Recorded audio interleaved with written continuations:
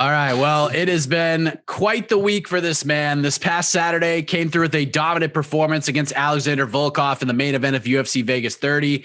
We were wondering where he would go from there, and it turns out less than 48 hours later, we found out he's heading to Houston, Texas on August 7th, UFC 265. He's going to fight Derrick Lewis for the interim UFC heavyweight championship. Ciryl Gane joins us right now. Ciryl, how are you, sir? Hello, my man. I'm good. And you? I'm good. This has been quite the few days for you, sir. Let me just start off with this. You win the fight on Saturday. When were you approached with this Derrick Lewis fight? Like, how quickly did this happen? Sorry, my man. I'm a little bit tired. Before the fight, we knew that because UFC sent a message to Fernando Lopez, and Fernando Lopez told me, my man, do your job tonight, and maybe after this fight, we're gonna have a good news. And I really understand what's happening if we win the fight. And when we just arrived in France on Monday, we received a message of the UFC, and we are booked for the 10th of August. So you knew this before the fight itself? Like this is already on the table?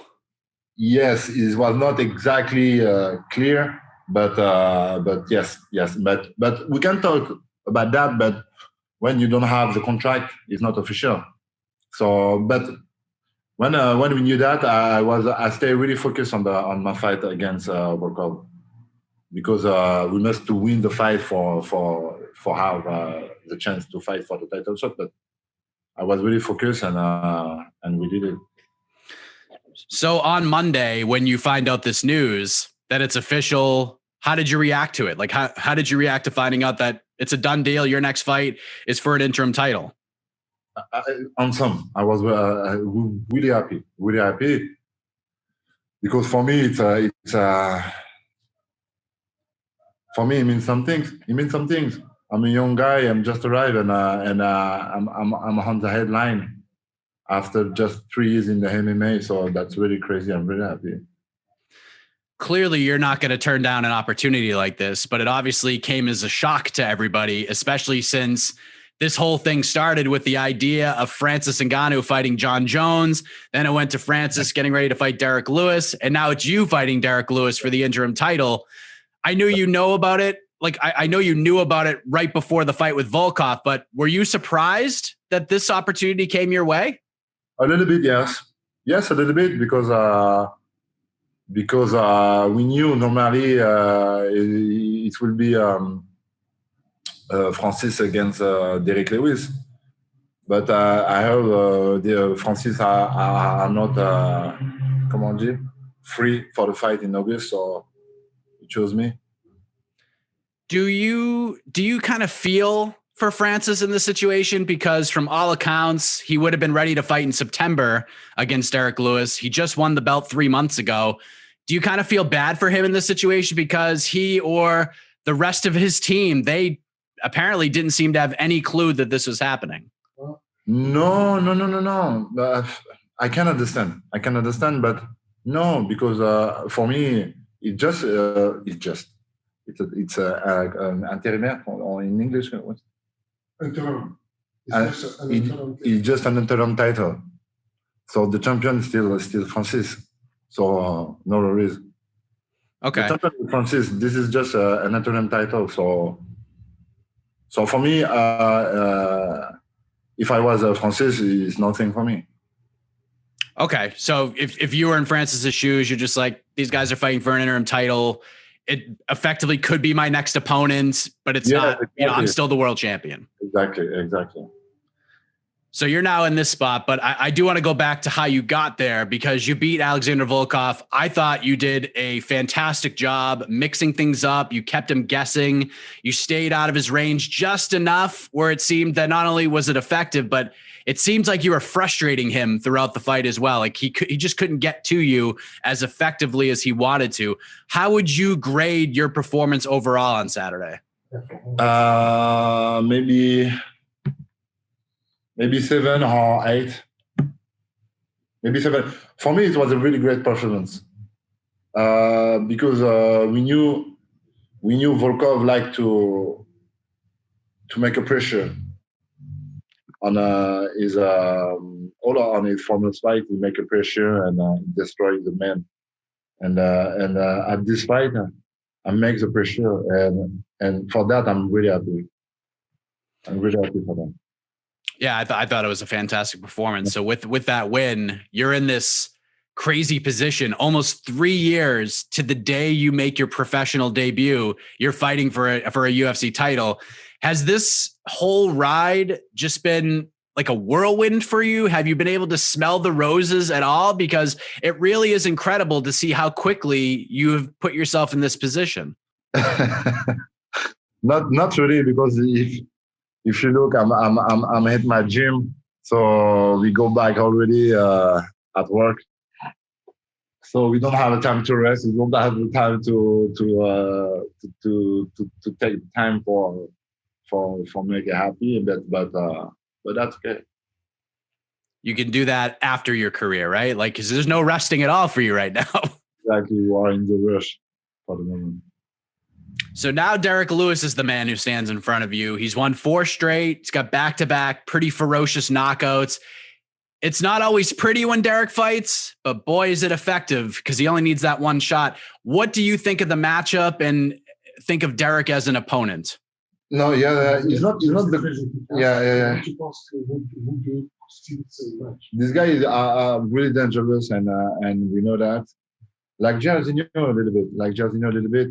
When this kind of guy touch you just one time, you're down, and that's very dangerous. So I think we're gonna manage the distance, touch him, and he never touch me. I think we're gonna do that. I think I have some skills to do that. Have you been impressed with what he has done as of late? Because he seems to be evolving a little bit more. There is a little more technique to his craziness, if you will. You know, most specifically, like the knockout he had against Curtis Blades. Have you been impressed with what he's been able to do as of late? Yes, because on this fight, because some people say like to say Derrick Lewis don't have fight IQ, don't have some skills, don't have some.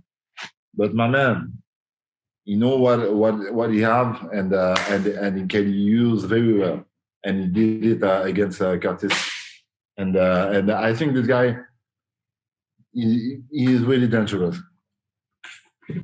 And you're going to be in his hometown of Houston. There's going to be a big crowd. They're all going to be there for the most part to see him try to get this title wrapped around his waist. You'll be in enemy territory, so to speak. So are you looking forward to that, to sort of playing the bad guy and going into his home arena and playing spoiler? No, that's okay. No, I'm comfortable with this situation. No problem. No problem. So you like this? Yes, I like this. I like to be the outsider. I like that. All right. I know we're a little over a month away, 5 weeks or so from this fight. Like, how does this all play out in your mind? Like, how do you get this done, and how do you get that title wrapped around your waist at the end of the night? We're gonna make a pressure like against Volkov. I think we're gonna make a pressure. We're gonna make it in the deep water. We're gonna make it. I'm gonna a lot of punch, I think.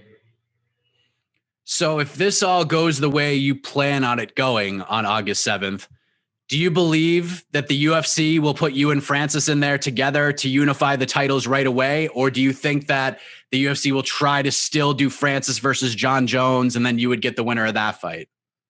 I don't know exactly, but I think champion interim against a champion. I think this is a good thing to do. Okay, Jon Jones want to fight in this division, but there are a lot of guys already in this division ready to fight for the title. So after that, I can understand this guy can make money for the UFC. So we don't know. We will see. Mm-hmm. And if it's you and Francis, we got to do this thing in Paris or somewhere in France, right? Like, it's a no-brainer. This can't be in Houston, Texas, or Jacksonville, Florida. This has got to be in France, right? Yeah, this is a good story. Yeah. I think this is making a good story. And I think this is a good thing for my coach, Fernando Lopez, because this has meant something because I was born in a MMA factory and Francis too. So make it in France. I think this is a good present too for the fan and for the family and the friend. Yeah. Yeah, I think it has to be that way. Let me just ask you this. Let's say there's silver linings to all of this. You get your title fight with Derrick. They book Francis and Jon for later on this year, and you would obviously get the winner of that fight if you beat Derrick. Who would you rather face? Would you rather fight Francis or would you rather fight Jon and try to be the guy to solve the puzzle that no one's been able to solve before? No, Francis. I prefer to fight again, Francis, because if tomorrow I win against Derrick Lewis, okay, I'm gonna have the interim belt, but I want the real belt. I want to be the real champion. So if tomorrow I win against Derrick Lewis, 100% I want to fight to Francis for to be the champion, the champion interim, of course. No, Jon Jones, no. I like Jon Jones. I like this kind of guy, the style of fighting. But I want to be a champion first. But if they fought each other for the belt after you beat Derrick, and you would face the winner of that fight, the winner of that fight would be the champion, and you would fight the winner, which one would you rather fight? Si Jon Jones affronte Francis. Ouais.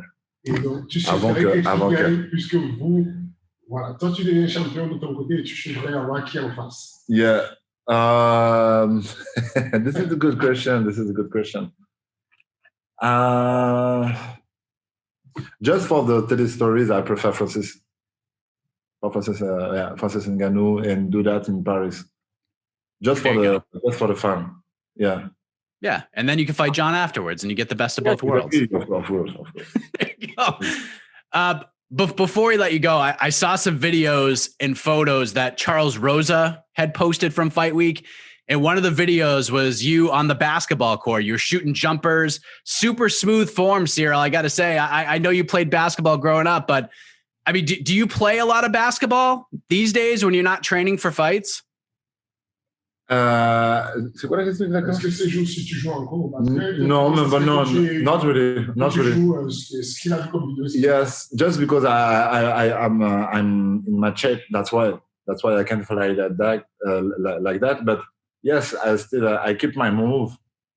So and I was happy to see that. But no, I'm really not playing basketball at this time because I'm in my camp every time. We are in the rush. And we know it's dangerous to play another sport around the MMA. Non, je vais pas dire ça. C'est elle qui va dire ça. C'est un live? No, so yeah, I was really happy to see that.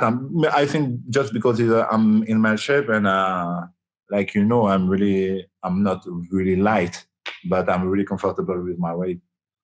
There you go. And would you say that are you the best basketball player in the UFC? If they did like a little one-on-one tournament, are you right there? I don't know who can play in basketball in the UFC. Who played basketball? Walt Harris. Maybe, I don't know. So maybe I'm the best, yeah. I'm the best in the UFC, maybe, yeah.